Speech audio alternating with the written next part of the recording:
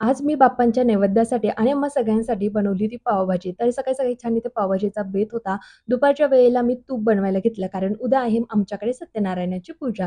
त्यासाठीच म्हटलं फ्रेश असं ताजं-ताजं जे तूप आहे ना, ते बनवून घेऊयात आणि तूप बनवायला खूपसा वेळ पण लागत नाही आणि सध्या माझ्याकडनं छान पण बनलं जातं. त्यामुळे मला खूप आवडतं तूप बनवायला. मग इथे मी तूप बनवायला घेतलं. तूप कढेपर्यंत गुरुजींनी आम्हाला यादी पाठवली होती, ह्या-ह्या वस्तू लागणार आहेत. तर मी ताट, तांबे जे होते ते घासून ठेवले.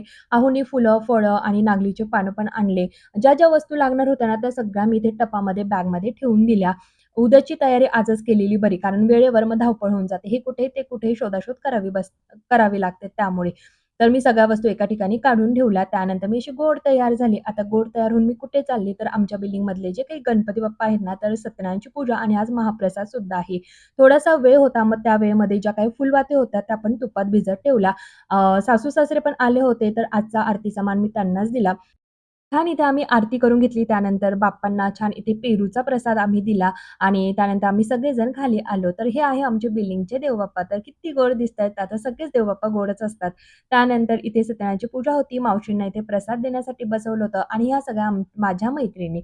तर सगळेजण आज मात्र सगळे म्हणजे चिल्लर पार्टी, जेंट्स, लेडीज सगळ्या खाली होत्या आणि एकदा आपण सगळ्या लेडीज एकत्र जमलो, की आपले सगळ्यांचे विषय वेगवेगळे असतात. इतक्या गप्पा रंगतात, तर कोणाच्या काय गप्पा आणि कुणाच्या काय गप्पा.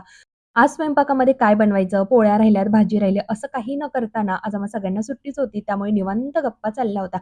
जेवणात काहीसा असा बेत होता. छान आम्ही इथे जेवण जे आहे, जो महाप्रसाद आहे, तो एन्जॉय केला. अरुचे फ्रेंड आणि ते पण छान इथे मांडी बसून जेवण करत होते. That's it today. चलो बाय.